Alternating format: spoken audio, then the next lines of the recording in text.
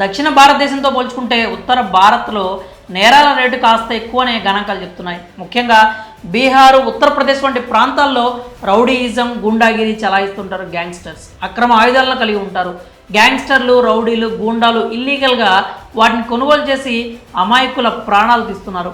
దీంతో రాను రాను నేరాల సంఖ్య పెరిగిపోయింది.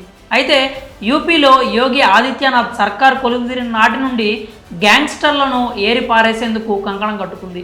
ఇప్పటికే అనేక మంది రౌడీ మూకల్ని లేపేసింది. గ్యాంగ్స్టర్ కనబడితే చాలు కాల్చి పడేస్తోంది. తాజాగా gangster most wanted notorious criminal Ravi Khana alias రవినగర్పై దృష్టి సారించింది యూపీ సర్కార్.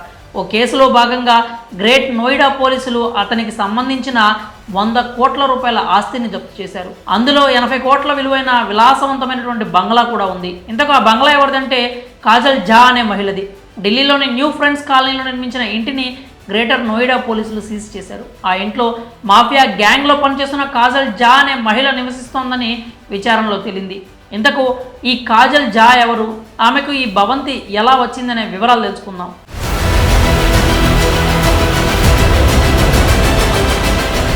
కరుడుగట్టిన గ్యాంగ్స్టర్ రవి గర్ల్ ఫ్రెండే ఈ కాజల్ ఝా.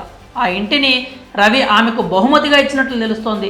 Bar and scrap mafia Ravi Khana ముఠాపై దృష్టి సారించారు పోలీసులు. ఈ క్రమంలో నగరాల్లో నిరంతర దాడులు చేస్తున్నారు. ఈ గ్యాంగ్లో 2 గ్యాంగ్స్టర్ల ఆచూకీ తెలియడంతో చర్యలు మొదలుపెట్టారు. ఢిల్లీ, గజియాబాద్, డెహ్రాడూన్, పంజాబ్, బులంద్ షహర్లలో ఉన్న ముఠా రహస్య స్థావరాలు, ఆస్తులు, గోదాములను గుర్తించారు పోలీసులు. అందులో భాగంగానే సుమారు 100 కోట్ల రూపాయల ఆస్తులను సీజ్ చేయగా అందులో కాజల్ ఝా నివసిస్తున్న భవనం కూడా ఉంది. ఈ భవనాన్ని పోలీసులు సీజ్ చేశారు. కాజల్ ఝా ఉద్యోగం కోసం వెతుకులాడుతున్న క్రమంలో గ్యాంగ్స్టర్ రవితో పరిచయం ఏర్పడింది. చివరకు అతని గ్యాంగ్లో చేరింది. ఆమె కనుసన్నల్లోనే ముఠా వ్యాపారం జరుగుతుంది. గ్యాంగ్స్టర్లను శాసించే స్థాయికి చేరింది. రవితో సంబంధం ఉన్న మాఫియా గ్యాంగ్లోనే కాజల్ ఝా కూడా పనిచేస్తోంది. ఇప్పుడు ఈమె ఉండే నివాసాన్ని సీజ్ చేశారు పోలీసులు. అంతేకాకుండా గుర్తించిన రహస్య స్థావరాలపై త్వరలో దాడులు చేయనున్నారు.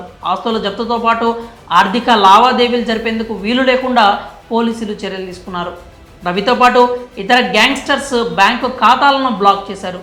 ఏటీఎంతో సహా అన్ని కార్డులను సీజ్ చేశారు. మరి పోలీసులు తీసుకుంటున్న ఈ చర్యలపై మీ అభిప్రాయాలు ఏంటో కామెంట్స్ రూపంలో తెలియజేయండి.